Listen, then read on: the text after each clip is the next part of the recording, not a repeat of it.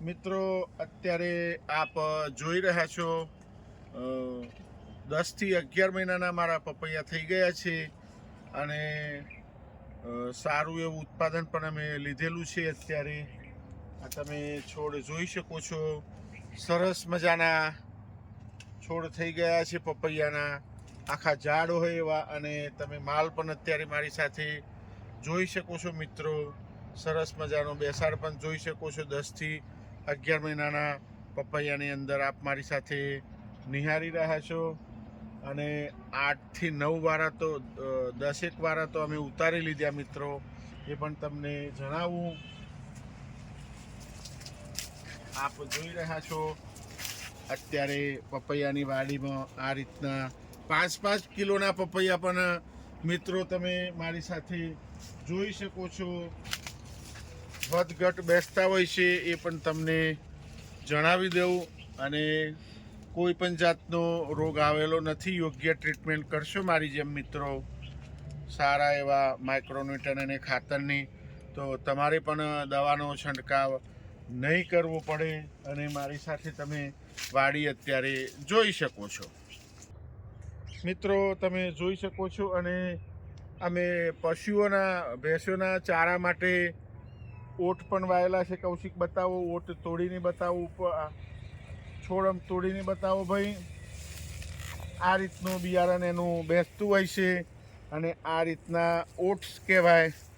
અત્યારે શહેરમાં રહેતા લોકો આ ઓટ્સની રાબ બનીને ખાતા હોય છે. એ આ જ હોય છે બિયારણ. ઘરે બેઠા તમને બતાવું.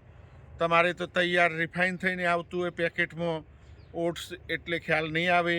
બાકી એ બહુ શક્તિવર્ધક હોય છે. આ અમે ગાયો ભેંસોને ખવડાવીએ છીએ અને એનું દૂધ અમે પોતે યુઝ કરીએ, તો એના જે તત્વો હોય છે એ દૂધમાં આવી જતા હોય છે મિત્રો. એટલે અમે ઓટ્સની રાબને ખાતા નથી મિત્રો. પણ આ બતાવું છું, એક ઘઉં જેવો જ છોડ હોય છે અને આની અંદર કોઈ પણ જાતનું દવા ખાતર મિત્રો અમે નાખતા નથી. એ પણ તમે જોઈ શકો છો મારી સાથે. અને પપૈયાની વાડીની બાજુમાં જ મેં ઓટ્સ વાવેલા છે. તો મારો બતાવવાનો આશય એવો છે, તમે પણ ગાયો ભેંસો રાખતા હોય તો રચકા કરતાં પણ આનું રિઝલ્ટ સારું મળતું હોય છે મિત્રો. અને બીજું આ અમારા સ્ટાફ માટે જે શાકભાજી વાવતા હોય છે, એમાં લીલી ડુંગળી અમે પોતે નથી ખાતા, પણ અમારા સ્ટાફ માટે લીલી ડુંગળી વાવેલી છે. તો બાળકો ઉપાડીને બતાવો શહેરમાં રહેતા મિત્રોને. હા, આ રીતના ડુંગળી તૈયાર થતી હોય છે. જે લીલી ડુંગળી આવે, આ મોટી સાઈઝ થાય મિત્રો, એટલે સુકાઈને માર્કેટમાં આવતી હોય છે. તો તમે પણ જોઈ શકો છો. શહેરમાં રહેતા મિત્રોને વધુ આનંદ એટલે આવશે. ગામડામાં તો આ બધું થતું જ હોય, પણ સિટીમાં તો ડાયરેક્ટ તૈયાર મળતું હોય તો ખબર ના હોય. પણ આ રીતના પ્યાજ કહો, ડુંગળી કહો, તો તમે જોઈ શકો છો. અને બાળકોની હાઇટના હાથી મેચ કરો, આટલો છોડ થયો છે મિત્રો. અને આ પણ અમારા સ્ટાફ માટે આ રીતના લસણ, ડુંગળી અને આ બધું વાવતા હોય અલગ અલગ ખેતરમાં.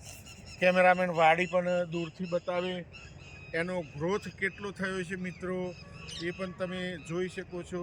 અત્યારે ઠંડીની મોસમમાં સવારે 8 વાગે હું આ શૂટિંગ ઉતારી રહ્યો છું. મોર્નિંગમાં 8:10 થઈ છે. અને અમારા સ્ટાફના બાળકો જોઈ શકો છો. કૌશિકને, તારું નામ ધનરાજ, બંને દિનેશભાઈના બાળકોને પણ કેમેરામાં જોઈ શકો છો. એ અત્યારે ભણવાનું પણ ચાલુ છે મિત્રો. શિક્ષણ પણ અમે આપીએ છીએ. એવું નહીં કે બાર મજૂરી કરાવવાની, બાર મજૂરી નહીં, શિક્ષણ આપીએ છીએ. એના મમ્મી પપ્પાને અમારે ત્યાં કામ કરતા હોય છે. ધનરાજના અને કૌશિકના અલગ અલગ ખેતરમાં અલગ અલગ સ્ટાફ છે મિત્રો અમારે. એ પણ તમને જણાવી દઉં મિત્રો. અને વિડીયો સારા લાગે તો લાઈક કરજો, શેર કરજો, સબસ્ક્રાઈબ કરજો. અને અમારા ખેતરનો નજારો તમે દૂરથી આ બધો જોઈ શકો છો. કેમેરામાં તમને બતાવી રહ્યા છે. અને વિડીયો સારા લાગે તો બીજા મિત્રોને પણ શેર કરતા રહીજો મિત્રો.